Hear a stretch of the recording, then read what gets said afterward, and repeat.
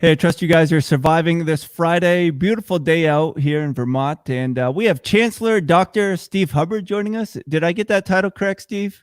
Uh, no, that's all right. Steve Hubbard. I'm just a dude. All right. So this is going to be a little bit different than interviews I've had in the past because I consider you a friend, though we've only met once. But you came to Vermont for what purpose last fall? Yeah. So this past fall, I'm a hiker and I live in Michigan and we have trails, but we don't have mountains. And I was taking just like a mini sabbatical break for about 6 weeks and I wanted to hike the long trail. It's just been on my bucket list and I wanted to do it before my knees blew out. And we have bad genetics in my family. And I knew if I was going to ever climb those mountains, I needed to do it while I was still somewhat young. So let's back up a little bit. Yeah.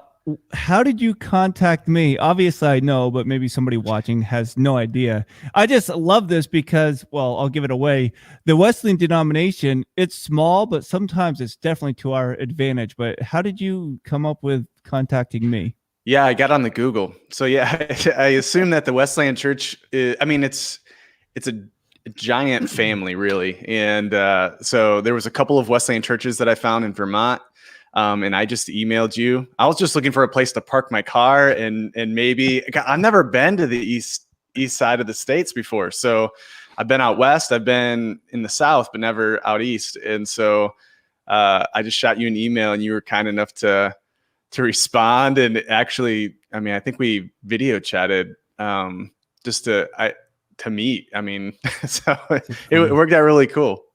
Yeah, we had to make sure you weren't a stalker if you're going to spend the night in our house or whatever. But yeah, and I tried to figure out where your church was, and I knew you were meeting in a different location or something. So I was confused too.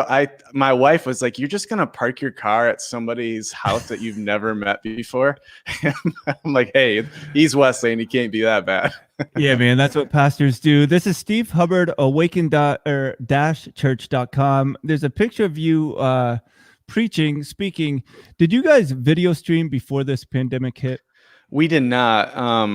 So we're a church plant. We're only 3.5 years old, and our systems are all in development status. Like nothing is clean, and we just moved into a space in January, and so we weren't really set up to live stream anything. We had a lot of tech stuff, and people that knew enough about cameras and gear that we could do something. But once COVID hit, we knew very, very quickly that we needed to shift our approach, and so we just dove headfirst into live streaming. And you turned me on to this microphone right here. Yes. What were the selling points that you used to remind me? Great mic, great mic. Michael Jackson. Michael Jackson with this exact model recorded Thriller on this microphone, and it's been a solid mic ever since. Yes, the Shure SM7B. Yeah, man. My daughter makes fun of me because I love this mic. I feel like super cool. Hey, get back to the church that you pastor, awakenchurch.com or -church.com. I don't even know how to pronounce this. It looked really cool, and I thought I'd bring it up. Can you talk about this for a little bit? Yeah, so it's Tenebrae. That's how at least I pronounce it. Tenebrae is sort of an ancient service that celebrates it. It honors the passion of Jesus, and it's traditionally done. It's been done in the Catholic Church for a long time. And in a traditional sense, you would walk into a sanctuary. So it'd be on Good Friday at 3:00, the hour of Christ's death, and you relive different scenes that lead up to Christ's death. And so at the end of every scene in a traditional Tenebrae service, they would blow out a candle. And so by around 3:00, the final candle representing the life of Jesus is extinguished and there's silence. And then you leave the room and then you wait in anticipation for Resurrection Sunday. And so that's something that, I've always found a lot of value in just remembering that day. And I knew it was like the one thing I wanted to do when I was a lead pastor somewhere is I wanted to do Tenebrae, but bring it into the homes of everyday people and figure out a way to use technology and music to relive really the final scenes of Jesus's life. So it pulls us into the story of Good Friday. And so we put together, pandemic was perfect opportunity to record it in advance. So we promoted it. We asked people to go out and get some bread or wine or juice or something to take communion with their family. And so it starts off, you take communion together, and then we just read scripture. Every scene is a shadow, like the shadow of betrayal, the shadow of abandonment, all these little steps that Jesus took all the way to the cross. And so it's just a good reminder for us that Jesus was well acquainted with suffering. And it's probably really good for us to know even now that he suffered, and he knows it well. So. And so then when we look at this pandemic, Easter, I would like to think that was in the middle of this crisis, and when it's going to be over, it could go on much longer than having Easter as that middle point. But how did that, I've started preaching First Peter since Easter, just because from Peter's perspective, after the crucifixion and the resurrection, for me and my personal devotions, it just really stood out like no other time. Mm-hmm. How has Easter kind of helped you or prepared you during this time of craziness that we call a pandemic? Yeah. So before the pandemic hit, before all the restrictions started coming down on us here in Michigan, right as it was getting some traction, we started to see just the early sort of warning signs that things were going to shut down. We decided to put together like a 10-week plan that prioritized like getting the gospel into people's hands during lockdown, really. And people thought we were a little crazy at first because we had never been shut down before, but that took us through Easter. And so it was the idea that, man, this is the first time churches have ever had to close their doors on Easter Sunday. And so the question we kept asking is, how do we help people realize that just because we can't gather as a church doesn't mean we can have to stop being disciples, And so we saw Easter as a launching pad for discipleship. It's the story of the cross and the resurrection and the birth of the church was really Jesus giving more freedom for his disciples to go out and make disciples of all nations. And so we've kind of continued on past Easter, just with a heart for helping people follow Jesus, be disciples, practice core practices really of what a disciple is. So that's been our heart through this whole thing. Do you think is it easier, better being a church plant versus an established church? Oh, I don't know if it's easier or better. I think it's just different. In some ways we have a lot more freedom and flexibility because we're figuring out what it is to be a church. And so we change is a part of our culture. Where maybe some established churches have rhythms and leaders and values that they've lived out for so long, to course correct or to make changes, it takes a little bit more energy and effort. However, in an established church, because you have longer history and values that have sunk deeper into the culture of your church, there's a more solid foundation to build on, where, people come and go a lot in younger church environments. And so it's just different. I don't know if it's easier or harder, just different. I think where I am, Living Hope Wesleyan Church here in Vermont, we've been around for a while, but you could say that we're more of a church revitalization. So we haven't had that foundation. I'm just trying to figure out how to navigate through these times. Being a church plant, here's your Facebook page. People can jump on and look at. I suspect that financially you guys are raising funds like a missionary. How are things financially? How is giving during this time? Did you have online giving set up before this? Yeah. So I'm part of a church planting network. So I've got a lot of friends all over the United States, really, that have a vast array of experiences financially right now. There's some churches that haven't, the pastors have had to go without pay for the past month, and the funding of their ministries is cut down 90%. Other churches, there was a delay in getting caught up with the online giving. We started off with online giving. And so I would say 90% of our givers use our online platform, but the people that give sacrificially and regularly, they give directly. So we've allowed them to mail in checks or whatever, but it takes courageous people and committed people that are giving sacrificially. It makes a difference. And some people are giving sacrificially, and we want to honor that. We've been really lucky here. We've got a core group of people that have been just consistent givers, and that's allowed us to continue to act with some obedient risk, and to be faithful with the right things. So we're lucky here where we're at. Fortunate. We're good Wesleyans. We don't believe in luck, so you're fortunate. You're not lucky. Yeah, very fortunate. Very fortunate. Talk to me about your family. This was just kind of to pull on the heartstrings if people do feel inclined to give financially. No, but I mean, you have a really cool story. Just talk a little bit about what's taken place in the last, 6 months, year with you guys. Yeah. So my wife and I, we both grew up in Michigan. We were in Indiana for 10 years while I was getting my education for pastoring, and we kind of started our family down there. We have 3 kids. My oldest is in 4th grade. My youngest is in kindergarten. And this a year ago, just a hair over a year ago. So last Christmas, my wife and I were talking. We're like, are we going to have any more?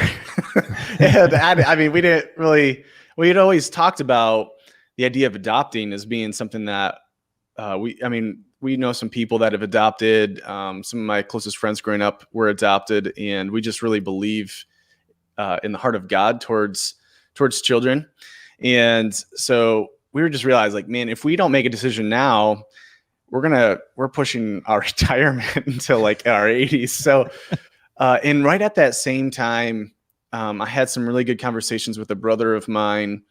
I just really value our relationship, and I have 1 son and 2 daughters at the time. And my son came up to me once and he's like, Dad, he just wants a brother. And the more we thought about it and prayed about it, we realized that we wanted to expand our family through adoption. And we have a cousin who's in the line of work of helping set up adoptions. And within a matter of a few months, we had a child. He is also a Hoosier. All of my kids are Hoosiers, even though I'm a Michigander. But man, he turned a year old just 2 weeks ago. His name is Micah. So we've got 4 kids now, and wow. He has just been an absolute bundle of joy. I have forgotten how much energy it takes to raise an infant, but it's just been a good level of exhaustion, if that makes sense. Like, we're just tired for all the right things. So as pastors, we certainly over spiritualize too often, and I may run that risk right now, but having adopted a son, do you feel any different regarding God's adoption of us into his family? Yeah, I don't think you're over spiritualizing it, but yeah, in a way, I don't want to distinguish my love for my children. They're all it's all the same. But I know the conversations I'm going to have with my son someday about what led up to our adopting of him, and we know some of his backstory a little bit, and they're just hard conversations we're going to have with him. And I'm already like thinking through, how is that going to play out? How do I have that conversation with him? And I even talked with you, when I was out in Vermont, just help me understand what the best way to father is. And one of the things that I've learned very quickly is how love is a choice, and it's proactive, it's seeking out, and so regardless of his story, and I don't know all the answers yet, I'm hoping to gain some wisdom between now and when he can talk, but regardless of his story, I want him to understand that I love him out of emotion, but also out of like affection. And this, I choose to love him because that's what a father does. That's what a good father does. And it just helps me understand God's heart. I've been reading the Gospel of John. We're going through with some people in our church, and just seeing the heart of Jesus at the death of Lazarus. And he weeps. It's the shortest verse in the Bible. Jesus wept. But it was really interesting that he wept because he knew he was going to raise Lazarus from the dead, right? He knew that he deliberately waited until Lazarus was dead before he shows up. So it's like, why are you crying? Why are you moved to tears? It cannot just be because your friend is dead. You're going to talk to him in just a few minutes. But the idea that he was overcome with emotion in the face of death, in like the real enemy that we're all facing, like sin and death, like that Jesus, we have a glimpse into the heart and the affection of God in that moment towards the real problem. And so just this idea that, man, God emotes so deeply towards us as his children, and wants so much to just free us up from brokenness. And so I just want my son to understand that. Definitely. And I think with Jesus wept, Jesus understood the power of the moment. Yeah. And he knew about the gift of presence in every single moment. Yeah. Where for me, I try to jump on. I'm like, hey, Steve, just finish, because I have a great thought I want to jump into. Where Jesus, he values every moment. Yeah. And I think that's something special for us. Speaking of moments, this new normal, pastor has been flexible schedules, only working on Sunday, all those different things that are said about us. How has your schedule changed? How has it been better or worse during this time? Yeah, so it hasn't been easier, to say the least. Courtney and I were just talking about how moving into the summer, we're going to have to probably put some more personal boundaries up. But she's your wife? Courtney's your wife? Courtney is my wife. Yeah, okay, my wife is Courtney. We've been married for 14 years now. She's super patient with me. But so one of the things I think we've realized is that how much we've relied on Sunday gatherings to fulfill social time, ministry time, gospel time, like education time. Like we've just crammed so much into the Sunday gathering. When that's removed, how that plays out, we either need to have a really strong leadership network within the church that is like a shepherding network, or a pastor needs to step up and be available and flex. I mean, there's no way for me to really get a understanding of what my people are experiencing or what culture is experiencing unless I'm engaged in a conversation with them. And conversation happens in proximity in time. And so I didn't realize how much I relied on Sunday gatherings to stay in touch with culture and the needs of my own people, where they're at spiritually. And so we've had to, on top of that, we've had to learn all this technology. I'm lucky I have an amazing staff guy that takes a lot of that weight off of my shoulders, but it doesn't remove the fact that we are on a giant learning curve, while at the same time in an environment where people's heart and soul are on fire. There is incredible need and incredible an incredible learning curve that we're just jumping on. So, I mean, I could work 20 hours a day and still feel like I'm behind. On top of that, when I am unplugged, and you may experience this too, when I am away from the office or away from people, my mind doesn't stop. And so I've caught myself a couple times just following rabbit trails when I'm home with the kids. My kids will be talking to me, and then all of a sudden I realize I haven't been paying attention because I've been thinking about, people and culture and Facebook and politics and trying to balance out finances, the PPP loan, and just my other friends that are pastors. Like, my brain just does not stop. And I think a lot of pastors are in the same place, that they're on empathy overdrive right now. Right. And at the same time, while that's happening, they're burning out inside. So that's definitely a reality. I appreciate guys like you that are crafting new ways to serve people and connect with people, and you care. I had an opportunity to pick your brain over a burrito. It had, man, you love people so well. And I can't imagine what you're going through too right now. It's a different time. Couple things. My brain does stop. It stopped most recently watching Waco on Netflix. I watched that twice. It's pretty wild.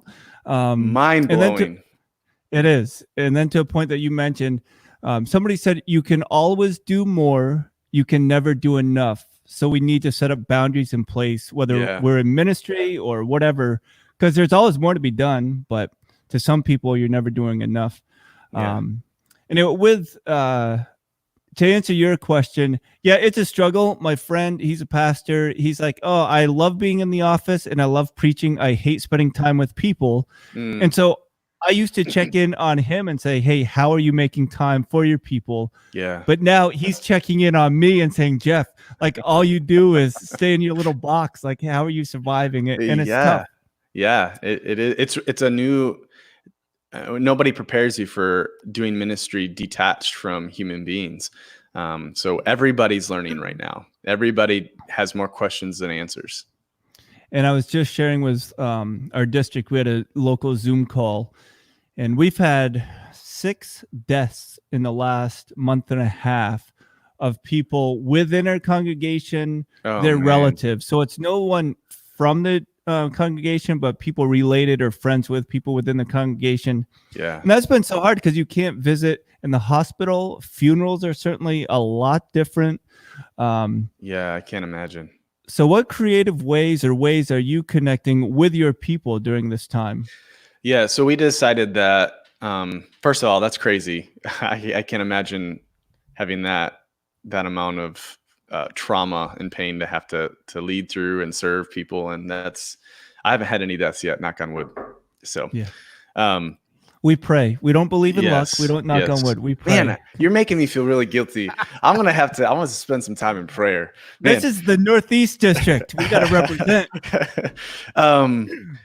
So we decided that we can't gather on Sunday mornings, but we can gather around our core practices as a church. And so we've worked really hard this past year and a half in articulating what we feel, defining like what a disciple is and what does a disciple actually do.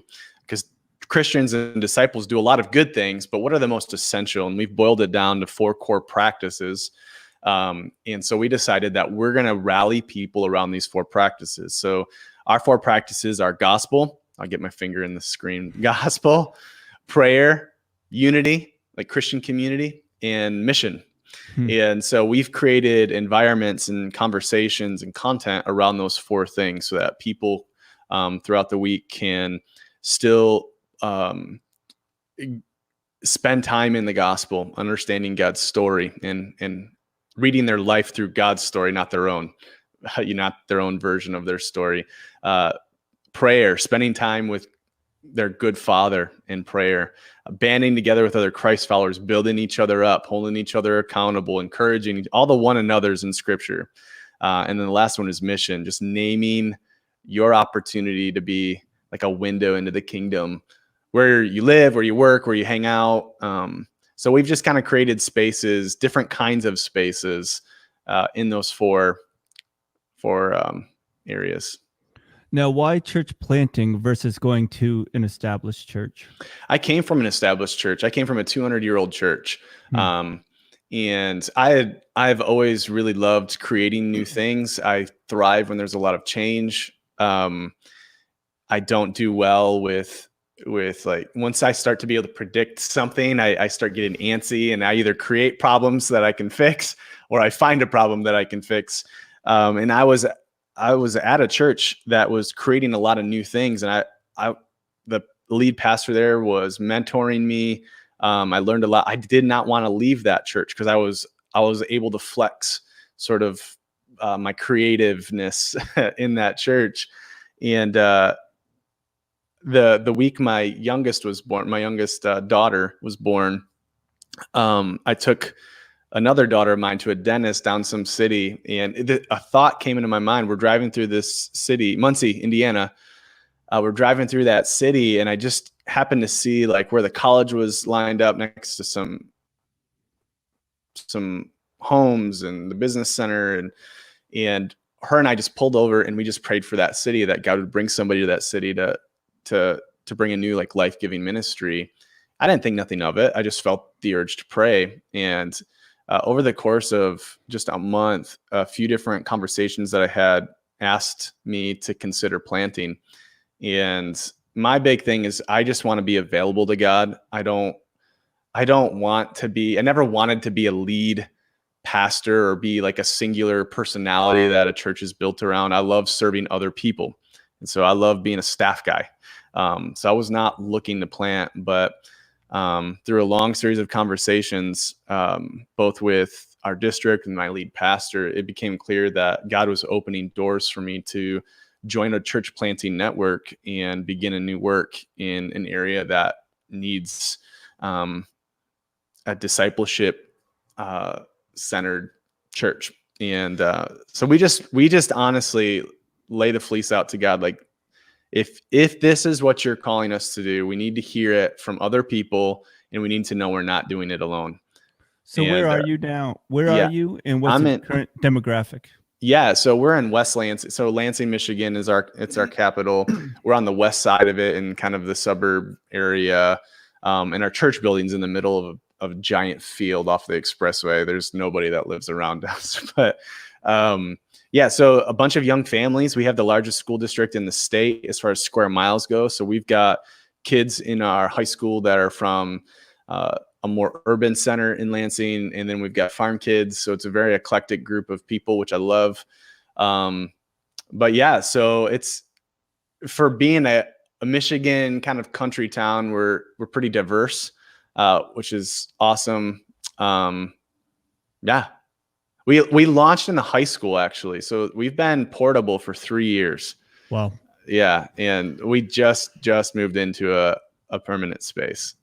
So Steve Hubbard, Wesleyan pastor out in Michigan, friend. I don't know if you're a good friend or just a friend, but who knows? I call you a good friend, Jeff. I got home from my Vermont trip, and I said to my wife, I'm like, if he lived closer, I think he and I would hang out quite a bit. For sure. Now, with this thing, you were planning on going to Maine with your wife. This whole thing, your plans have changed. As a family, like, do you still have vacation time worked in, or have you felt like you had to fill it with crisis mode so you can't get away this summer? Yeah, well, that's a great question. We had trips planned. My wife and I were planning on going out to Maine. That got canceled because they're quarantining everybody coming in from out of state for 2 weeks. We can't make that happen. We moved that. We're going to the Smoky Mountains together next month. We did have plans to go to a couple places with our kids. Those got closed as well. So we budget for family time. So we're still trying to figure out the schedule and the rhythm thing. I think part of it has to do just with our kids' ages, but we realize that if we don't budget something, whether it be finances or time or boundaries or whatever, we won't follow through. Like, you budget what you value, whether it's time or money, whatever. So we decided last year that we're going to start putting away time and money to spend as a family. We only have a certain window with our kids. And so all that got canceled, but we still have the funding that's put away and earmarked for that. So we're looking at ways to do that in the state yet. Looking at Airbnbs, still rocking it up here. So we can still stay at places on the lake shore, or my family lives on a lake on the other side of the state. So we may go fish and hang out with them too. But so my wife, she's from Sparta, Michigan, just north of Grand Rapids. And a friend was just posting, was it Midland, or where was it, where the dam broke, or two dams and just flooded, like in the middle of a pandemic, this crisis. I just talked to a friend in Tennessee, similar thing, where they had a tornado go through. What is the state, do you think, of the mind of Michiganders right now? Is it just, God, you need to ease up, there's too much going on? What are your thoughts? No, people, you Yeah, so Midland had 2 dams break, and downtown was like 9 feet underwater or something like that. I have a buddy who's a pastor there in Midland, and yeah, it's pretty traumatic. People are antsy here. We've been there's been stay-at-home orders all the way through the end of this month, and our governor's starting to ease up on some of those restrictions, and we have a very political, especially here in Lansing area, everything's super political. So we've got people on the far right, people on the far left. And yeah, you walk around, there's a sense of tension and people just wanting to just give the bird to the government and do their own thing. And that's a tension I think we've even tried to navigate with caution. Just to remind ourselves that we're Christ followers first, and Americans, way down the list somewhere, and we belong to a different set of values. And so it doesn't mean we aren't Americans still, and that we don't have a voice and opinions. We have that freedom, but just reminding people that we're human and we're all suffering together. And again, Jesus is acquainted with suffering and welcomed it and dealt with it in a different way. And so we're just trying to be Christ-like. And that's what, I don't know, man, that people are wound up. I got this sense. So I was in Meijer, which is our giant grocery store here. Yeah. And you just get this sense that as a culture, we're going through a shared trauma. And so just like with any trauma, there is a grieving process. And I don't know where we're at in that grieving process, if we're still in denial, if we're angry, right. But we haven't gotten to the acceptance phase yet. But I just get a sense like when you get within 6-8 feet of people, man, like tension, like their eyebrows raise up and they're looking through their masks and they're steaming up their glasses. It's people are on edge. And I don't know, man, this is a time for the church to be a different kind of people, for sure. Yeah, I definitely agree. And so many cliches for such a time as this, and you're ready for this moment. There's so many cliches, but I just think Steve Hubbard, pastor at Awaken Church, awaken-church.com, out there in West Lansing, Michigan. But I do believe that in First Peter, it talks about being scattered. And I really believe that God's deploying us. He's commissioned us for such a time as this, and not looking forward to getting together again how we used to, but just reaching out and having true impact in people's lives. So I'll get you out on this question. If the church returns how the church was, the cliche, did we waste this crisis, or did we get out of it what God wanted us to learn from it? You're gonna get me in trouble because I'm on a screen now being recorded. No, I think if we went back to the way things were 6 months ago, we would have wasted this time. Yeah. I do not want to sit here and pretend like that I don't want things to go back to normal. I do. I know how to work in an environment where there's a weekly regular gathering, but God wants to accomplish something even now. No matter where you're at in the theological spectrum, I don't think God wastes time. I don't think and I also don't think he's a traditionalist. He moves with culture. He speaks to culture in fresh ways. He says the same thing over and over again. He doesn't change, but man, to assume that culture hasn't changed, we're just going to go back to the way it was 6 months ago, I think is naive, and it communicates to the world that we're not tuned into reality. The fact is, people are suffering, whether it's from a virus or a fear or their vocation or their livelihoods. Everything foundational to our idea of what a community and a culture have shifted and changed. And so the church has, in my perspective, the church has a responsibility to respond in light of changing culture. It's not what we're saying that's changing, it's how we're saying it and how we're communicating it and building the church on it. So I don't want to say if we went back, we've wasted this, but I don't think God's wasting this opportunity. So I just want to be available again. I want the church to be super available to become whatever it needs to become to reach anybody by any means necessary. And this requires more. I think I want to just close with this thought. This doesn't just require more of the church organization to adapt and change.